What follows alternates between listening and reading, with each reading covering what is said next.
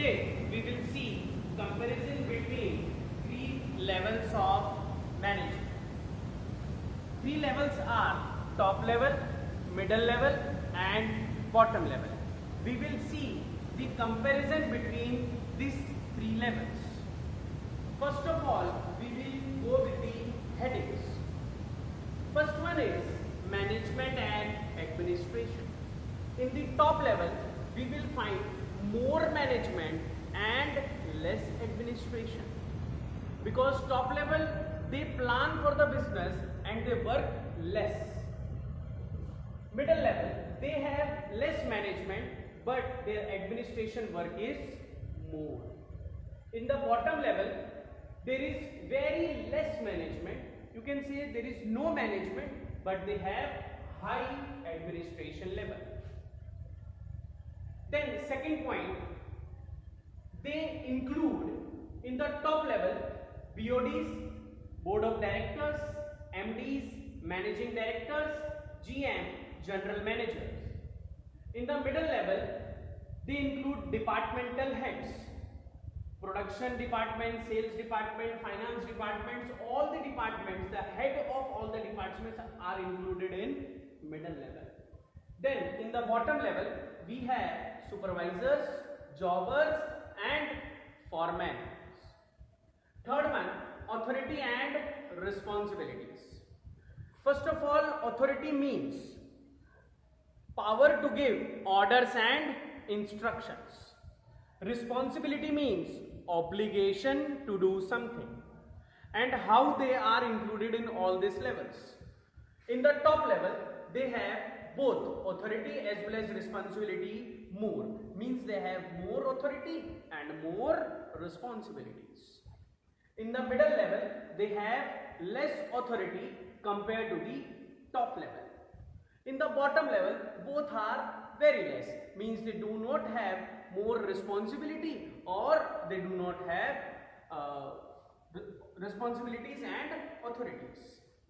Number of members. In the top level, very less members because they are the owners and they are very less. In the middle level, more compared to the top level, while in the bottom level, more compared to the middle level. In the bottom level, there are maximum people who are working. Competence. In the top level, all round development is seen. All the areas are seen to be developed. While in the middle level, we have specialized knowledge person, means they are professional in their work.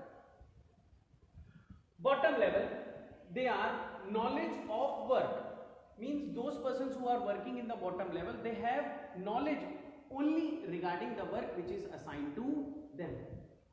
Then accountability. Top level is accountable to the shareholders, government and creditors. Creditors are those from whom the business have taken loan.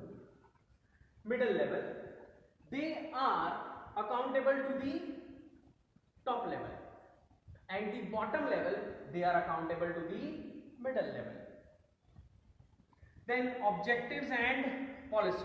Objective and policies related to the business and related to the whole unit itself is formulated by the top level.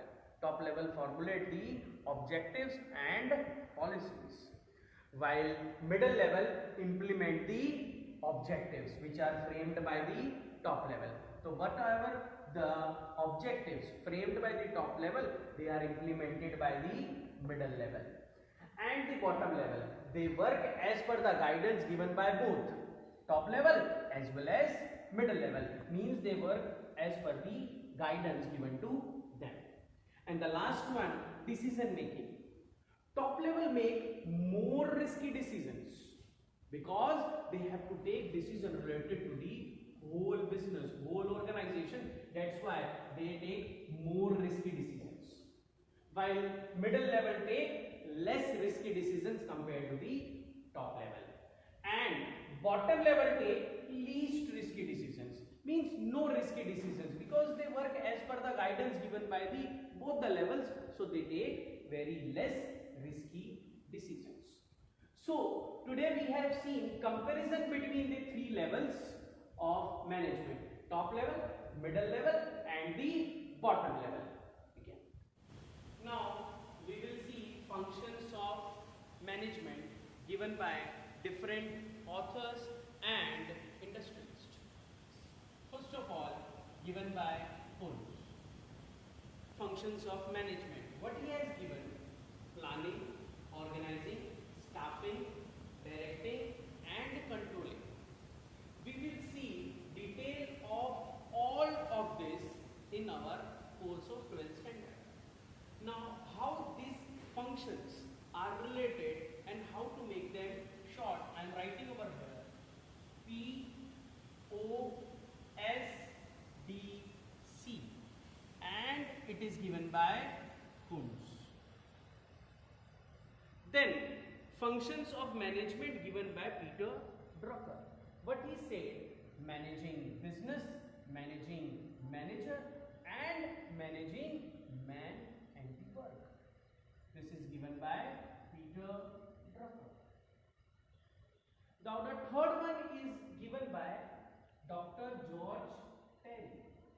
What he has given: planning, organizing, directing and controlling. So it will be go like this: P O D C. It is given by Peter George Terry. Then fourth one, which is given by Henry Fayol.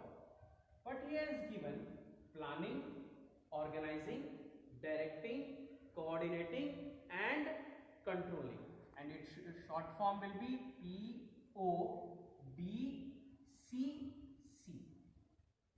That is given by Henry Fayol. Then most important one given by Luther Gulick. What he has given about the functions of management: planning, organizing, staffing, directing, coordinating, reporting and budgeting. Its short form will be POSD, posed call. It is given by Luther Gulick.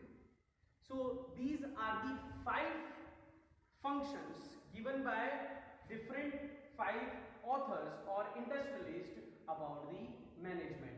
Most important one is given by Luther Gulick, which is asked in exam many a times in 2 marks as well as in 1 mark. You have to remember this: posed call, planning, organizing, staffing, directing, coordinating, reporting and budgeting. Thank you.